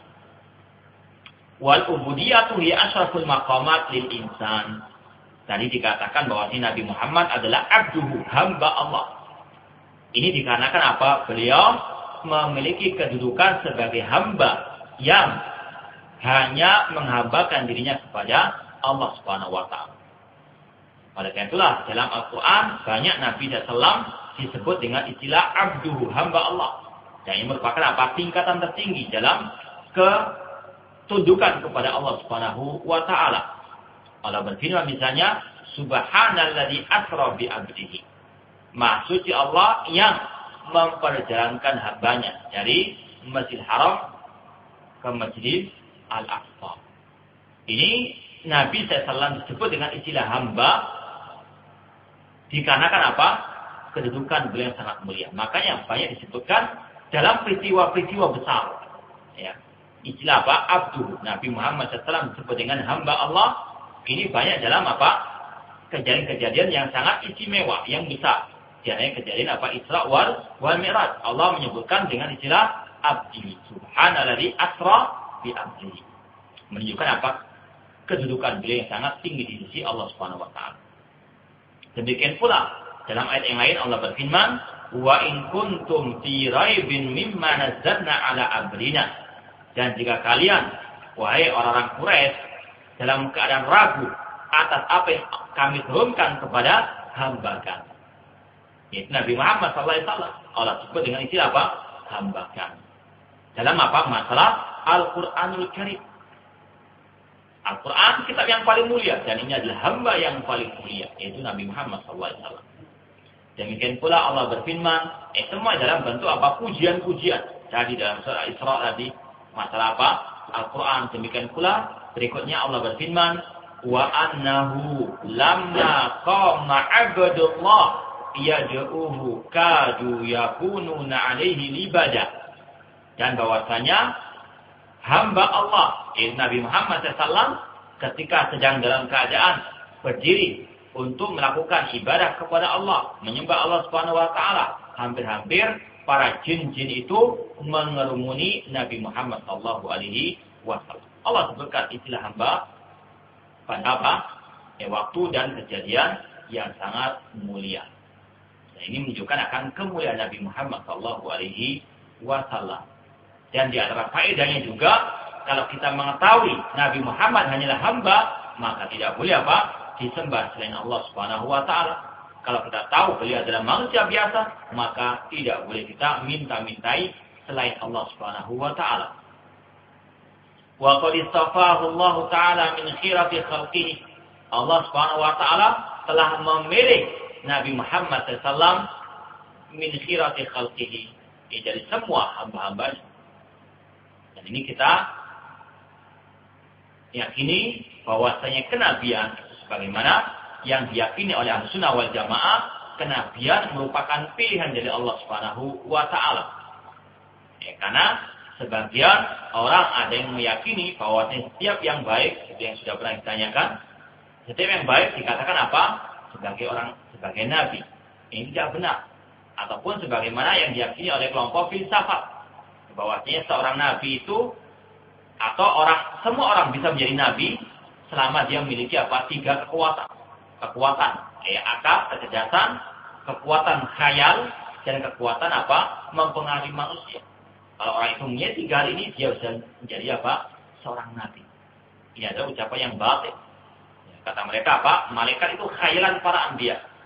Ini model utamanya apa? Banyak berkhayal. Kata mereka, inilah khayalannya orang-orang filsafat. Yang banyak berkhayal bisa menjadi apa? Menjadi nabi. Ini ada sesuatu yang batil. Karena apa? Kenabian itu pilihan dari Allah Subhanahu wa taala. Tidak semua orang bisa menjadi nabi. Maka dikatakan di sini apa? Rasul adalah hambanya yang mustafa, yang dipilih oleh Allah Subhanahu wa taala sebagai rasul dan sebagai nabinya. Wa faddalahu wa ikhtarahu ala jami'i bariyatihi. Dan Allah Subhanahu wa taala telah mengutamakan Nabi sallallahu memilih Nabi sallallahu di atas semua hamba-hambanya. Wa huwa nabiyul mujtaba. Beliau adalah nabi yang dipilih, al-muqarrab, al-mukhtar, yang didekatkan kepada Allah, al-mukhtar yang dipilih Allah Subhanahu wa taala. Wa huwa rasulul murtada. Beliau adalah rasul yang diridhai Allah taala. Alladzi irtadahu Allah li khatimati risalat. Yang Allah ridhai untuk beliau membawa risalah yang terakhir. Ya, wa anzala alaihi asyrafal kutub wa a'dhamaha. Dan Allah pun memilih beliau dengan apa? Diberikan kitab yang paling mulia dan yang paling agung, yaitu Al-Quranul Karim. Makanya Nabi Muhammad SAW adalah Sayyidu Waladi Adam, tuannya anak Adam. Manusia yang paling utama, yang paling mulia adalah Nabi kita Muhammad SAW. Kemudian kata Imam Tahawi, wa annahu khatamul anbiya. Dan bahwasanya Nabi SAW adalah penutup para nabi. Wa imamul atqiya. Beliau adalah imamnya orang-orang yang bertakwa. Wa sayyidul mursalin, tuannya para rasul. Wa habibu rabbil alamin, dan beliau adalah kekasihnya Allah Rabb semesta alam. Sallallahu alaihi wasallam. Semoga salawat Allah bagi beliau dan salamnya. Kemudian kata Imam Tahawi lagi, wa kullu da'wan nubuwati ba'dahu sallallahu alaihi wasallam fa ghayyun wa hawa. Dan setiap pengakuan kenabian setelah Nabi kita Muhammad SAW, maka itu adalah kesesatan dan hawa nafsu. Kita baca sarahnya. Yang pertama tadi, Inna Muhammadan sallallahu alaihi wasallam huwa khatamul anbiya. Ini merupakan kesepakatan kaum muslimin, ijma' para ulama, bahwa Nabi Muhammad SAW adalah penutup para nabi.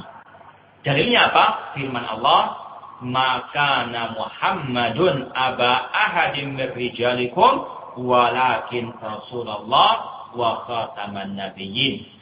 Tidaklah Muhammad itu ayah dari salah seorang di antara kalian, namun beliau adalah utusan Allah dan khataman nabiyyin, penutup para nabi.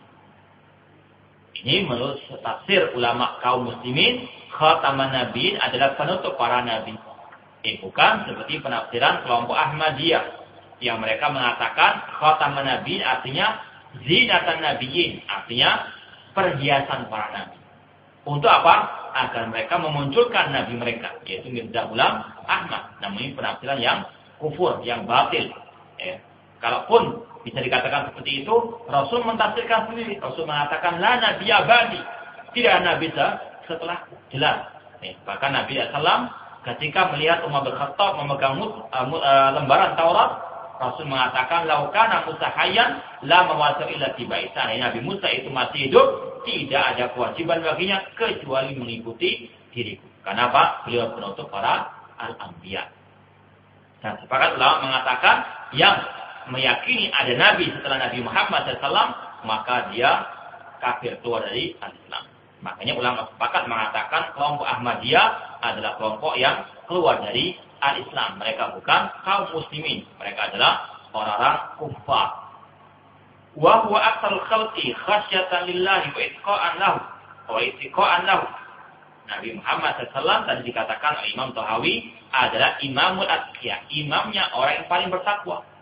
Siapapun orang yang bertakwa pasti bermakmum kepada Nabi Sallallahu Alaihi Wasallam. Artinya tidak mungkin orang itu bisa menjadi orang yang bertakwa kecuali dengan mengikuti ajaran Nabi Muhammad Sallallahu Alaihi Wasallam. Maka ini pula menunjukkan akan kebatilan kelompok Sufia yang mereka meyakini bahwasanya wali itu lebih baik daripada Nabi, kata mereka. Nanti akan ada penjelasan akhir kitab ini dibahas masalah itu. Sebagian tokoh mereka mengatakan, tokoh kaum Sufi mengatakan, maqamun nubuwati fi barzakhin fuwaiqar rasuli wa dunal wali. Kata mereka, maqamun nubuwah, kedudukan Nabi, itu fuwaiqar rasul, di atas kerasulan sedikit. Ini rasul, ini Nabi agak sedikit. Wa dunal wali, ada pun wali di sini, di atasnya. Ini adalah ucapan kufurnya mereka. Makanya mereka lebih memilih untuk mengikuti wali-wali mereka daripada mengikuti An-Nabi. Karena doktrin sudah seperti ini. Wali lebih tinggi kedudukannya daripada Nabi.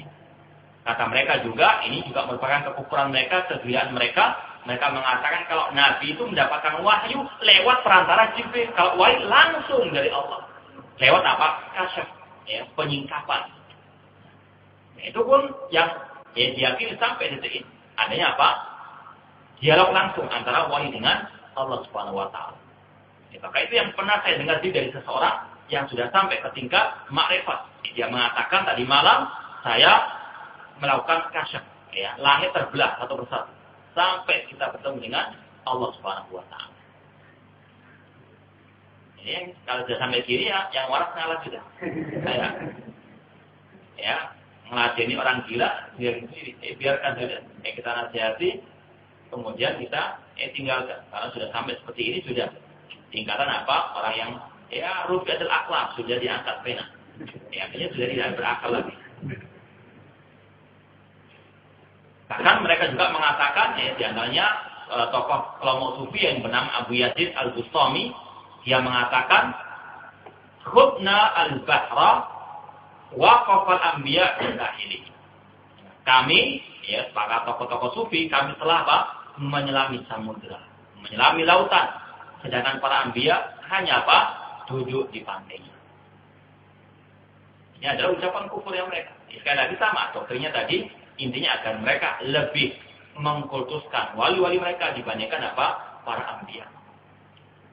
Maka yang penting ajaran para wali, ajaran tokoh-tokoh mereka tidak perlu lagi mengikuti ajaran Nabi Sallallahu Alaihi Wasallam. Insyaallah pada akhir penjelasan buku ini akan ada lagi tambahan masalah itu. Sedangkan Ahlussunnah wal Jamaah, orang beriman, meyakini tidak akan mungkin orang itu bisa menjadi wali kecuali dengan mengikuti ajaran Nabi SAW. Allah Subhanahu wa taala berfirman, "Ala inna awliya Allahi la khaufun 'alaihim wa lahum yahzanun alladzina amanu wa kanu yattaqun." Ketahuilah sesungguhnya wali-wali Allah itu mereka tidak bersedih hati dan juga tidak merasa takut. Siapa mereka? Alladzina amanu, yaitu yang beriman dan bertakwa. Takwa artinya mengikuti ajaran Nabi sallallahu alaihi wasallam. Tidak mungkin orang itu bisa menjadi wali tanpa mengikuti ajaran Nabi sallallahu alaihi wasallam. Wa huwa aqal khalqi khasyatan lillah wa tiqa'an lahu. Nabi Muhammad SAW adalah manusia yang paling takwa kepada Allah dan yang paling bertakwa kepada Allah Subhanahu wa taala. Rasulullah SAW pernah bersabda, "Inni la akhsyakum lillah." Sesungguhnya aku adalah orang yang paling takut di antara kalian kepada Allah Subhanahu wa taala. Wa a'lamakum bihududillah. Dan aku adalah orang yang paling tahu tentang batasan-batasan Allah Subhanahu wa taala. Wa qala sallallahu Nabi juga bersabda, "Inna atqakum lillah wa a'lamakum bihududillahi ana." Rasul mengatakan sesungguhnya yang paling bertakwa di antara kalian kepada Allah dan yang paling mengetahui di antara kalian tentang batasan-batasan Allah adalah aku, ana. Kata Nabi sallallahu alaihi wasallam. Bahkan ketika sebagian para sahabat yang datang kepada istri Nabi SAW bertanya tentang ibadah Nabi SAW di rumahnya. Kemudian mereka mengatakan, ibadah Nabi SAW kok sedikit. Ya. Mungkin karena beliau telah diampuni dosanya. Maka salah seorang di antara mereka mengatakan, aku akan salat malam terus, tidak akan tidur. Aku akan puasa terus, tidak berbuka. Aku tidak akan menikahi perempuan. Untuk apa? Fokus dalam beribadah. Namun ketika Rasul mendengar ucapan mereka, Rasul mengatakan apa? Inni atqakum lillah. Aku adalah orang yang paling bertakwa di antara apa? Kalian. Namun aku tidur, aku sholat malam, aku juga tidur, aku berpuasa, aku juga berbuka, aku juga menikahi apa? Perempuan-perempuan. Faman raghiba an sunnati falaysa minni. Barang siapa yang suka dengan sunnahku, maka dia bukan dari golongan. Yang berbuat bid'ah kata Rasulullah, dia bukan daripada golongan Nabi Shallallahu Alaihi Wasallam. Apalagi menjadi wali tidak akan mungkin. Ya, karena apa? Batasannya semuanya kembali kepada ajaran Nabi Sallallahu Alaihi Wasallam.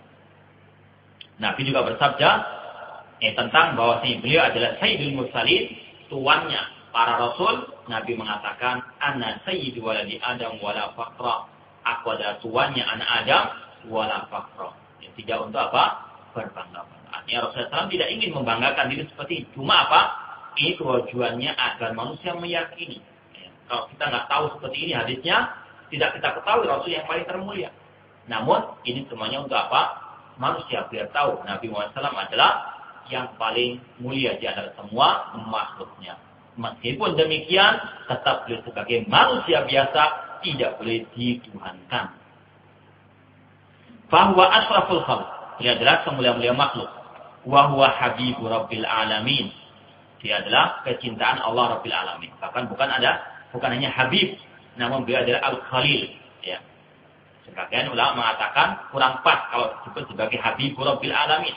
Namun beliau adalah Khalilullah, kekasih Allah Subhanahu wa taala. Karena memang dalam segi bahasa antara kata-kata Al-Habib yang dicintai itu dengan Al-Khalil lebih tinggi apa? Al-Khalil, ya. Khalilullah, kekasih Allah ada dua di atas muka bumi. Yang pertama adalah Ibrahim alaihissalam, yang kedua adalah Nabi kita Muhammad sallallahu alaihi wasallam. Istafahu Allah wa istabahu wa qarrabahu adna. Allah memilih beliau, Allah mendekatkan beliau kepadanya. Dan Rasul bersabda, "Innallaha ittakhadhani khalilan kama ittakhadha Ibrahim khalila." Sesungguhnya Allah menjadikan diriku sebagai kekasihnya sebagaimana Allah menjadikan Ibrahim sebagai kekasihnya. Dan yang terakhir, kata pensarah di sini, wa kullu da'wan nubuwati ba'da Nabi sallallahu ghayyun wa dhalalah. Setiap pengakuan kenabian setelah Nabi Muhammad sallallahu maka itu adalah ghayyun, kesesatan, wa dhalalah. Wa zaygun wa hawa, penyimpangan dan hawa nafsu, wa butlan, sesuatu yang batil. Fa man idda'a nubuwah ba'dahu li nafsihi aw li ghairihi kafara. Barang siapa yang mengaku sebagai nabi sepeninggal Nabi Muhammad SAW, baik untuk dirinya atau untuk orang lain, maka dia telah kafir. Kalau ada orang mengaku dirinya sebagai nabi, maka dia kafir. Atau meyakini ada orang lain sebagai nabi selain Nabi Muhammad SAW, sepeninggal Nabi SAW, maka dia juga kafir. Ya, maka sekali lagi sepakat Ahlussunnah ulama mengatakan Ahmadiyah adalah kelompok yang keluar daripada al-Islam. Wa man saddaqahu fi dzalik kafar. Barang siapa yang membenarkan hal tersebut, maka dia juga kafir. Bal man irtaba fi dzalik kafar. Bahkan yang masih ragu, mungkin masih ada nabi setelah Nabi Muhammad SAW. Kalau ada keraguan seperti itu, maka apa? Dia bisa murtad dari al-Islam. Karena di antara syarat la ilaha illallah adalah apa? Al-yakin, keyakinan. Alladzina innamal mu'minuna alladzina amanu billahi wa rasulihi tsumma lam yartabu. Sesungguhnya orang beriman kepada Allah dan Rasulnya, sesungguhnya orang beriman adalah yang beriman kepada Allah dan Rasulnya, kemudian tidak ragu. Artinya juga tidak ragu bahwa Nabi Muhammad nabi yang terakhir, la nabiyya ba'dahu. Tidak ada nabi setelahnya. Yang masih ragu, artinya apa? Masih belum muslim. Ya, 100% artinya orang itu bisa keluar dari al-Islam. Harus yakin Nabi Muhammad nabi yang terakhir, la nabiyya ba'dahu. Dan juga meyakini orang itu sebagai nabi selain Nabi Muhammad SAW, setelah Nabi Muhammad SAW, maka kufur keluar dari al-Islam. Fal mu'min yu'min. annahu la nabiyya ba'dahu sallallahu. Orang beriman mengimani tidak nabi setelah Nabi Muhammad sallallahu alaihi wasallam. Naam, qad yad'i nubuwah ba'dahu mudda'in kadzibun. Meskipun benar banyak manusia-manusia yang mengaku sebagai nabi setelah Nabi Muhammad SAW, sepeninggal Nabi Muhammad SAW, dan itu pula yang beliau sabdakan. Rasul mengatakan, la taqum sa'ah hatta yub'atsu dajjaluna kazzabun. Tidak akan tegak hari kiamat sampai datangnya 30 manusia yang berdusta. Setiap mereka mengaku sebagai nabi. Rasul mengatakan, la nabiyya ba'd. Tidak ada nabi setelah. Dan ada, bahkan lebih dari 30. Kata para ulama, yang 30 ini yang memiliki kekuatan yang besar, memiliki pengikut yang banyak. Itu 30 jumlahnya. Dan riwayat lain 27, ya. Kalau nggak salah 4 dari perempuan. Dan itu yang sudah terjadi pada zaman Nabi Muhammad SAW, munculnya Musailamah al-Kazzab, ya. Demikian pun Al-Aswad al-Ansi dan sebagainya. Sampai saat ini yang paling besar adalah kelompok Ahmadiyah dengan tokohnya Mirza Ghulam Ahmad yang mengaku sebagai nabi.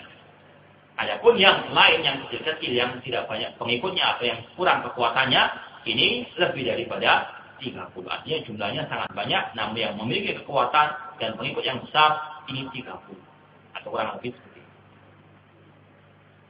Maka sepakat ulama mengatakan yang mengaku ada nabi setelah Nabi Muhammad SAW maka dia kafir. Wa qad yati bi ba'di khawarifil aja. Meskipun terkadang orang yang mengaku sebagai nabi terkadang bisa mendatangkan hal-hal yang luar biasa. Dikira itu mukjizat, padahal itu sihir, ya. Karena memang tidak akan mungkin ada seorang nabi yang datang setelah Nabi Muhammad SAW diberikan mukjizat. Ada yang mengaku sebagai nabi dan memiliki hal yang luar biasa, itu adalah sihir. Itu adalah bantuan daripada syaitan. Wa yakunu lahu atba, dan dia memiliki kekuatan atau pengikut. Lakinnau yaftadihu wa la yatimmu amruhu. Namun pasti Allah akan menyingkap kedoknya, dia adalah orang yang sesat dan menyesatkan. Kama fatwa aliku lima ja'an nubuwah ba'dahu sallallahu alaihi wasallam. Itu yang terjadi semenjak zaman Nabi Muhammad sallallahu alaihi wasallam. Ada orang-orang yang mengaku sebagai nabi, namun semuanya dibatalkan oleh Allah Subhanahu wa taala. Ya, mungkin sampai di sini apa yang kita sampaikan. Mungkin ada pertanyaan, tafadhol.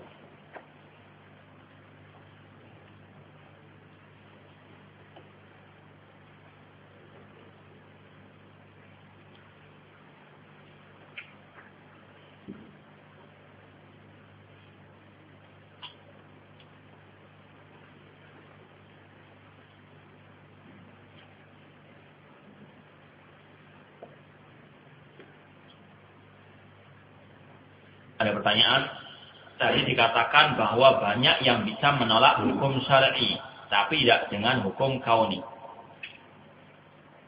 Kita sudah sampaikan pada pertemuan yang lalu tentang masalah juga berkaitan dengan iradah syar'iyah dan iradah kauniyah. Contohnya, masalah Allah Subhanahu wa taala memerintahkan manusia untuk beriman kepadanya, untuk beribadah kepadanya, untuk bertauhid kepadanya. Wa'budullah wa la tusyriku bihi syai'ah, dan beribadahlah kepada Allah dan jangan menyekutukan Allah dengan sesuatu apa. Namun kenyataan di lapangan, apakah semua orang beribadahnya kepada Allah? Tidak. Banyak orang berbuat syirik. Berarti banyak orang menyelisih hukum Allah yang syar'i ini, yang berkaitan dengan perintah untuk bertauhid. Artinya dalam urusan syar'i ini banyak orang yang menentang, banyak yang menyelisihi. Wa qalilun min ibadiyah asyakur, sedikit yang bersyukur kepada Allah, yang kufur banyak. Dalam hukum syar'i. Namun dalam hukum kauni, artinya hukum alam, artinya hukum yang berkaitan dengan masa iradah kauniyah, tidak ada yang bisa menyelisihinya. Misalnya Allah menginginkan orang itu tertimpa musibah, pasti akan tertimpa. Ma'asabaka lam yakun liyukhtiaka. Apa yang akan menimpamu tidak akan mungkin meleset dari, pasti akan menimpa. Sakit, kematian atau apapun musibah, pasti akan kalau sudah ditakdirkan Allah Taala, pasti akan ada, pasti akan terjadi. Tidak akan mungkin meleset, tidak akan mungkin orang bisa menyelisihi. Misalnya Allah telah takdirkan dia bangkrut dalam usahanya, Nggak mungkin orang mengatakan apa, jangan dulu. Nanti saja kalau sudah mati. Nah, nggak mungkin. Pasti akan apa? Terjadi. Seperti yang Allah tentukan. Itu namanya apa? Banyak orang yang menyelisihi dalam urusan apa? Hukum syar'i Allah. Namun tidak akan mungkin ada seorang pun yang bisa menolak, menyelisihi apa? Hukum Allah yang al-kauni. Tadi juga disebutkan bahwa kehendak manusia itu dibawa kehendak Allah. Bagaimana mengkaumkan kedua hal tersebut? Bahwasanya manusia itu punya kehendak. Manusia punya kehendak. Bukan seperti kelompok Jabari yang mengatakan manusia itu seperti bulu, ya, atau daun yang diterbangkan oleh angin, tidak punya kehendak sama sekali. Manusia punya kehendak. Ketika dia berbuat baik, ada niat, ada kehendak untuk berbuat baik. Ketika dia berbuat maksiat, ada kehendak, ada niat. Cuma niat tersebut, kehendak tersebut tidak akan mungkin bisa dilakukan kecuali apa? Atas kehendak dari Allah Subhanahu wa taala. Berapa sering kita memiliki niat untuk berbuat ini, berbuat itu. Namun tidak bisa kita lakukan. Kenapa? Tidak dikehendaki oleh Allah Subhanahu wa taala. Itu artinya. Artinya apa? Manusia punya kehendak, Allah punya kehendak, cuma Allah kehendaknya lebih berkuasa dibandingkan apa? Kehendak manusia. Ya. Ada lagi yang ditanyakan?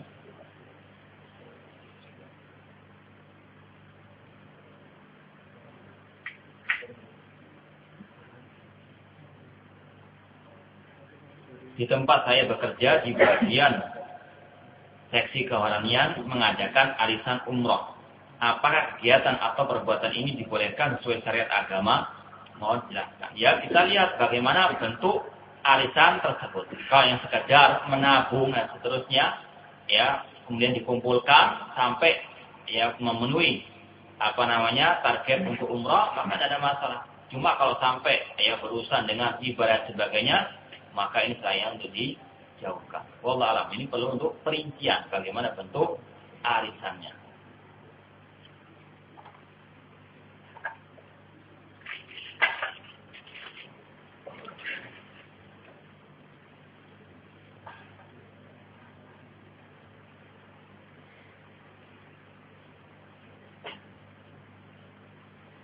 Ini ada pertanyaan, ada contoh suatu kejadian di mana ada seorang istri dijual oleh suami.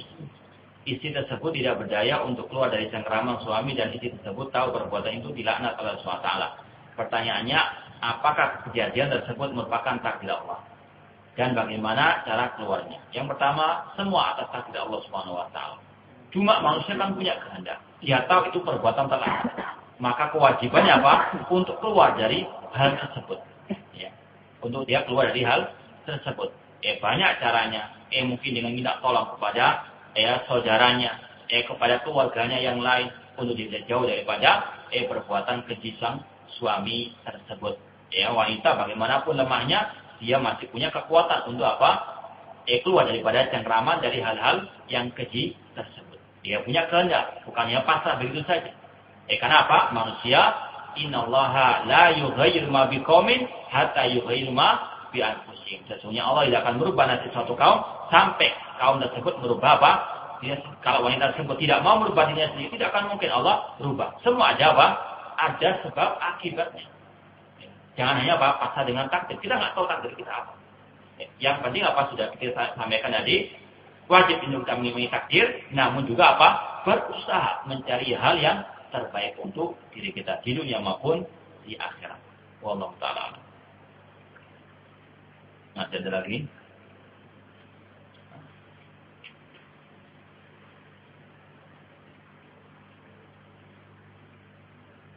Juga sama pertanyaannya, ada orang mendapatkan suatu musibah atau kecelakaan, apa kejadian itu merupakan nasib atau takdir? Sama. Seperti kita katakan tadi, itu merupakan apa?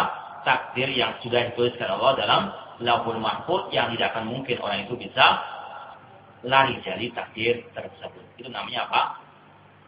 Takdir Allah yang kauni, yang tidak akan mungkin manusia bisa melihat. Dan wajib diyakini itu adalah keadilan dari Allah, dan insya Allah banyak hikmah di balik semua itu. Di antaranya apa? La'allahum yarji'un, agar mereka manusia itu sadar kembali kepada ajaran Allah Subhanahu wa taala. Orang kena musibah bisa menggugurkan dosa-dosanya, bisa mengangkat derajatnya kalau dia bersabar, mendapatkan pahala. dan juga untuk apa? Mengingatkan dia agar dia kembali ke jalan Allah Subhanahu wa taala. Sekali lagi kita yakini semua takdir Allah meskipun secara sepintas kelihatan pahit, cuma sebagaimana obat pahit namun banyak apa? Manfaatnya. Yang penting husnudzon kepada Allah Subhanahu wa taala dan kita berusaha untuk merubah ke arah yang lebih baik lagi.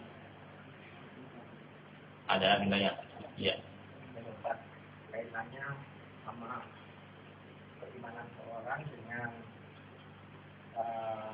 telah tertulis kenakan kepada Allah. Kalau yang tadi dikaitkan dengan telah tertulis di lauh mahfuz yang itu tafsir yang kaumnya yang pasti ditetapkan dan tidak bisa tertolak. Tetapi dengan adanya pena yang tertulis tadi itu, terus keimanan seseorang itu semakin tinggi sehingga apa saja bisa merubah dari pena yang telah tertulis.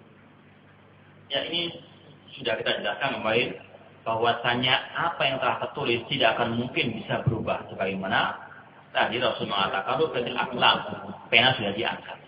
Dan semua catatan hidup manusia sudah ada dalam lauhul mahfuz. Sejak dia jelek kemudian menjadi baik semua telah tercatat.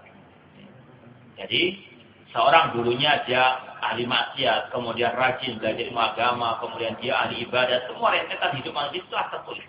Ya. Jadi itu yang dinamakan apa? Rufi'il aqlam. Setelah apa? Diangkat pena itu. Manusia itu sudah menjalankan apa yang ada dalam lauhul mahfuz tersebut. Dan karena kita nggak mengerti apa yang dalam lauhul mahfuz, maka perintah Allah apa? Rasul mengatakan ikmalu, berusaha. Jadi dan itu sama dengan yang 120 hari setelah manusia diberikan ruh. 120 hari. Iya. Itu perincian perorangannya. Kalau di lauhul mahfuz, memang ulama di antara Imam Ibnu Qayyim rahimahullah memperinci masalah catatan takdir Allah Subhanahu wa taala. Kalau tidak salah ada 4 catatan takdir Allah taala. Yang pertama di lauhul mahfuz. Ini yang paling mencakup, ya, artinya semua, bukan hanya manusia saja. Takdirnya hewan, takdirnya pohon, tumbuh-tumbuhan, semuanya ada di dalam lauhul mahfuz. Ini apa? Takdir yang umum yang mencakup seluruh makhluknya. Ada lagi takdir yang apa? Hauli, per tahun. Yaitu apa? Pada waktu Lailatul Qadar, ya, dalam ayat Al-Quran disebutkan fiha yufraqu kullu amrin hakim. Pada Lailatul Qadar itulah 1 tahun yang akan datang itu ditetapkan lagi takdirnya manusia. Artinya semua akan terjadi. Jadi itu nggak bertentangan dengan ilmu mahfuz, itu perinciannya. Kalau kita mau dekatkan kepada pemahaman ya, misalnya perusahaan kan ada program secara umum ya. Meskipun ini secara gambaran saja, meskipun nggak sama maksudnya. Kemudian ada lagi program per bulanan misalnya kan gitu. Seperti itu. Ya. Jadi yang di dalam mahfuz ini secara global meskipun rinci semuanya, mencakup manusianya, hewannya dan semuanya. Yang tiap Lailatul Qadar itu rincian yang apa yang sudah ada di dalam lauhul mahfuz. Cuma ini per tahunnya. Sama dengan yang di lauhul mahfuz. Nah, demikian pula kita bayang ketiga, catatan takdir yang ketiga pada waktu manusia ada dalam rahim seorang ibu ketika sudah berusia 120 hari. Itu tidak bertentangan dengan yang ada di lauhul mahfuz. Sama. Cuma ini apa? Lebih diperinci lagi. Atau artinya lebih ditekankan lagi. Sama. Intinya sama. Tidak ada bedanya dengan yang di lauhul mahfuz. Tidak bisa merubah yang di lauhul mahfuz. Ya. Iman seorang hamba bertambah, berkurang, sudah tertulis dalam lauhul mahfuz. Semua proses kehidupan manusia tertulis dalam lauhul mahfuz. Ya. Ada lagi banyak?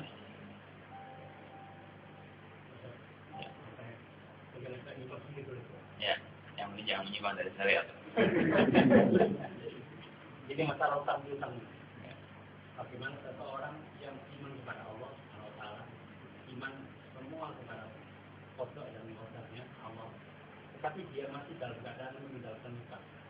Dan seluruh keluarga ini tidak bisa melunasi utang itu karena tak terlalu besar utang ini. Saya pernah mendengar bahwasanya orang yang masih dalam keadaan punya utang, progresnya tidak sampai di sisi Allah. Apakah itu? Kalau benar, gimana itu tadi? Ya. Yang pertama masalah utang piutang ini perkara yang sangat besar dan selalu kita tekankan karena banyak manusia yang melalaikan hal ini, terutama juga para thalabul ilmi penuntut agama terkadang meremehkan masalah seperti ini dengan dalil yang penting akidah baik. Ya, nggak apa-apa utang nggak bayar, pasti masuk surga, tidak. Ya.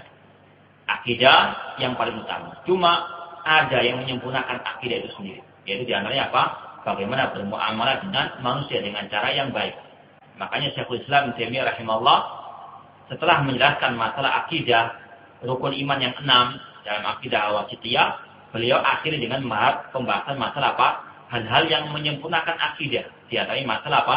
Al-akhlaqul karimah. Demikian pula di antaranya juga muamalah dengan manusia. Ini merupakan penyempurna al-akidah. Ya, akidah tidak akan sempurna tanpa apa? Ya, al-akhlaqul karimah dan juga al-muamalah al-hasanah dengan manusia.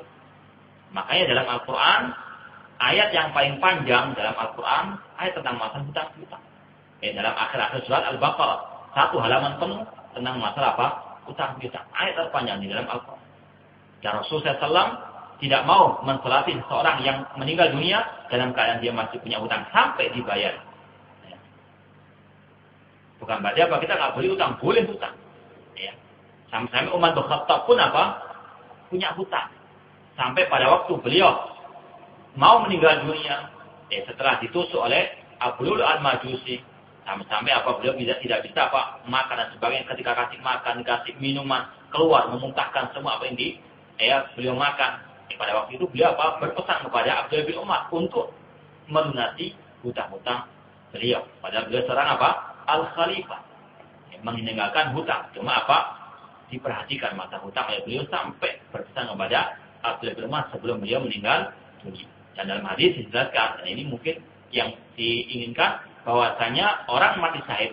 Ini saya lupa riwayatnya, cuma ada hadis yang sahih yang mengatakan bahwasanya orang yang mati syahid tidak bisa langsung masuk surga sampai dilunasi apa? Hutang-hutang. Ini pentingnya apa? Masalah hutang piutang. Karena apa? Orang mati syahid saja yang jelas-jelas ya sudah husnul khotimah, akhirnya baik, cuma karena masih punya utang tidak bisa langsung masuk ke dalam surga Allah sampai dilunasi apa? Hutang. Kalau orang itu sudah meninggal dunia, sedang kerabatnya tidak bisa membayar lunasi hutangnya, ya sebisa mungkin berusaha. Namanya apa? Kewajiban disesuaikan dengan apa? Kemampuan. Yang penting apa? Ada usaha, ahli warisnya atau keluarganya berusaha untuk apa? Meminta intinya untuk dimaafkan oleh seseorang tersebut yang menghutangkan, atau mungkin berusaha sekuat tenaga. Yang penting ada usaha agar orang tersebut apa? Tidak menanggung bebannya, membangun beban hutangnya sampai hari kiamat kelak. Wallahu ta'ala. Nah, ada lagi pertanyaan?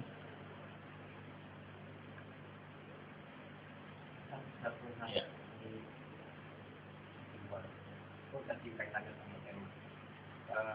Orang yang berpaham wali di atas nabi, kalau di zaman Nabi yang dulu sebelum Muhammad kan selalu menanyakan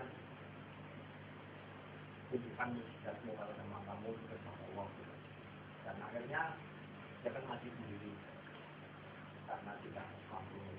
Nah, kalau zaman sekarang wali-wali itu kalau disuruh menunjukkan kan tentunya sama sulit.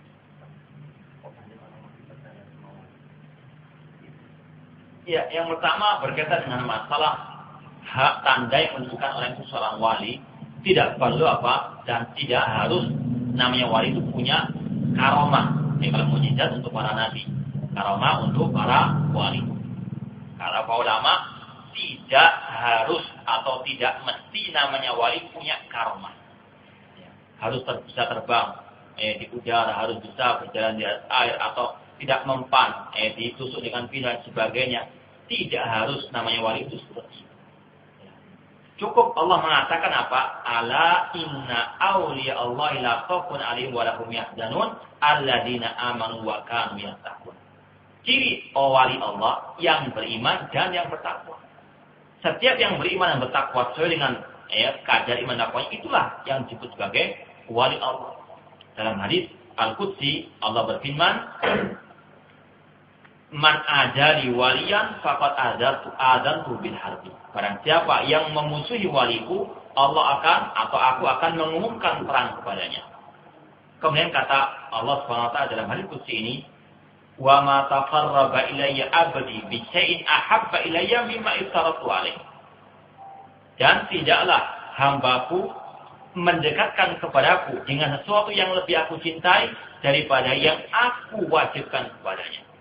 Ciri wali Allah yang pertama melaksanakan kewajiban-kewajiban yang Allah bebankan kepadanya. Dan tidak mungkin orang itu bisa melaksanakan kewajiban-kewajiban Allah tanpa belajar jauh. Apa kewajiban yang Allah bebankan kepadanya? Artinya wali Allah nggak mungkin orang yang jahil, tahu agama. Pasti namanya wali Allah tahu agama. Kemudian yang kedua kata Allah SWT dalam hadits qudsi itu, wala yazalu abdi yataqarrab ilayya bin nawafil hatta uhibbahu. Dan senantiasa hambaku itu mendekatkan dirinya kepadaku dengan yang nawafil, yang sunnah-sunnah, sehingga aku pun mencintainya. Ini ciri wali Allah. Ya. Allah tidak mengatakan namanya wali itu harus punya apa? Karamah. Tidak harus. Itu hanya sekedar apa? Ya, tambahan saja. Bahkan para sahabat lebih banyak apa menginginkan untuk tidak mendapatkan hal-hal yang seperti itu, yang karamah-karamah, menginginkan apa pahala di akhirat. Ya. Kalau dia dapat diberikan karamah, kurang pahalanya di akhirat. Namun sebaliknya, kalau orang-orang sekarang lebih ingin mendapatkan karamah, biar dikatakan wah, dan sebagainya. Padahal itu bukan ciri wali-wali Allah Subhanahu wa Ta'ala. Cukup kita mengatakan itu wali Allah kalau orang itu beriman bertakwa kepada Allah, yang betul-betul menjalankan sunnahnya Rasul Sallallahu Alaihi Wasallam.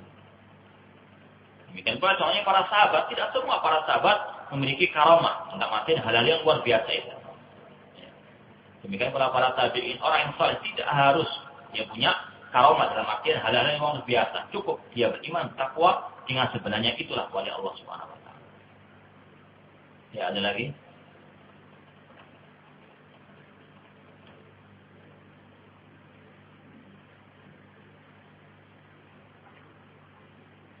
Yang di luar.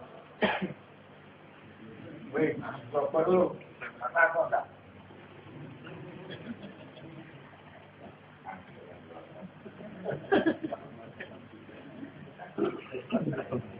Ya, sudah cukup sekian. Kalau ada pertanyaan, aku qouli hadza wa akhiru da'wana alhamdulillahi rabbil alamin. Wassalamualaikum warahmatullahi wabarakatuh.